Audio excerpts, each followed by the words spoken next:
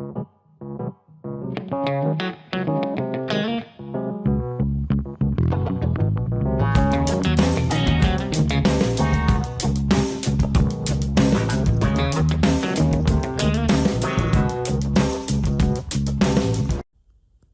guys, welcome back to TV Spoilers. Today I'll continue revealing Kane's violent plans that could make the plot explosive and deliver surprises. Kane will continue to pressure Phyllis to return Newman Enterprises to Victor. He will confront the hot-tempered redhead, and there are rumors that he will play dirty. Kane wants to tell Phyllis that he has something she desperately wants, but what is she hiding? Kane entered this confrontation with the mindset of someone running out of time. That's what makes the pressure he creates even more terrifying than usual. If it were just a normal negotiation, he could use logic, he could use promises, he could try to maintain a facade of control. But when he believes that any delay will put Lily and the children in danger, all his moral boundaries begin to erode. What's remarkable is that Kane's despair didn't soften him. On the contrary, it made him colder, more reckless, and more willing to choose a path that even he, in his normal state, probably wouldn't want to consider.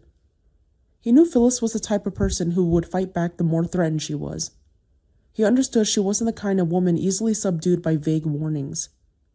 Therefore, his continued coercion wasn't simply repeating an old ultimatum, but rather gradually tightening the air around her, forcing her to feel every moment of hesitation would lead to greater consequences.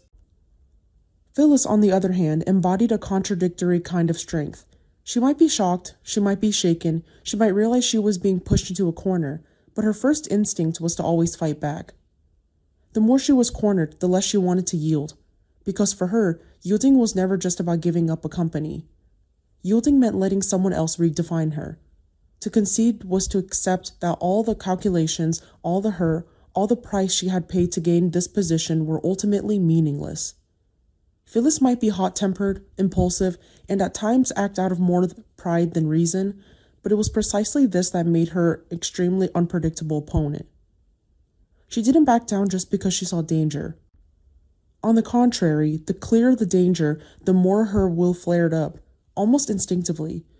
And that's what made Kane, despite being mentally prepared, gradually realize that ordinary threats wouldn't be enough.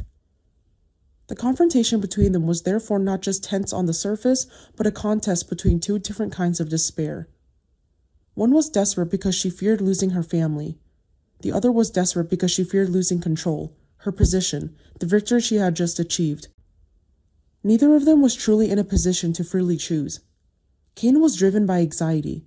Phyllis was held back by pride. And that very point gives the story a suffocating pace. They are both acting as if they have no way out, so every step is likely to become extreme. When Kane tells Phyllis that he has something she desperately wants, that detail itself creates a menacing silence. He doesn't need to say much to make the statement heavy. The most terrifying thing isn't the specific item being bargained for, but the way he shows he's ready to play by different rules. The feeling Phyllis faces upon hearing this isn't simply curiosity. It's a feeling of being violated, as if the man before her is reaching into the very weak point she's always tried to hide. Because Phyllis understands one thing very well. In the world of Victor, of Kane, of these kinds of power struggles, no one would make an offer if they didn't believe it could shake the opponent at their deepest level. Even less would anyone speak with such certainty if they were merely making empty threats. Phyllis's resilience and stubbornness are most evident. She might be stunned at first, feeling a chill run down her spine, but she doesn't let it turn into immediate surrender. What keeps Phyllis going isn't just ambition, but the bitter belief that if she takes a step back today, Victor won't stop there. A man like Victor is never satisfied with a temporary victory. He's only truly at ease when his opponent's ability to resist is extinguished. And Phyllis understands that all too well. Therefore, she maintains control of the Newman Enterprises, not simply because she wants to sit on the throne, but because she believes it's the only thing that keeps her from being completely crushed. The strongest part of the story lies in each character acting in accordance with their greatest fears. Kane fears losing Lily and the children, so he relentlessly increases the pressure to point of the crossing line. Phyllis feared losing control and the very feeling of victory, so she clung to Newman Enterprises as if it were her last shred of self-respect. Victor feared being challenged on his legacy, so he was prepared to retaliate with more ruthless measures than anyone else. The plot of Y&R never ceases to be intense. Kane's actions stem from concern for his family, but that concern is transformed into a weapon. Phyllis, initially only wanting to secure her victory, finds herself caught in a chaotic situation she cannot ignore.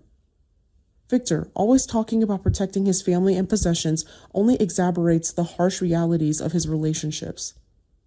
Some stories keep you on edge of your seat with their plot twists, but others leave you heartbroken, watching characters push themselves downhill while still believing they are doing the right thing. With this script, my feelings lean more towards the latter. It's not only dramatic, but also evokes a bitter truth. Sometimes the quickest destroyer of a person isn't hatred, but the absolute belief that they have no other choice.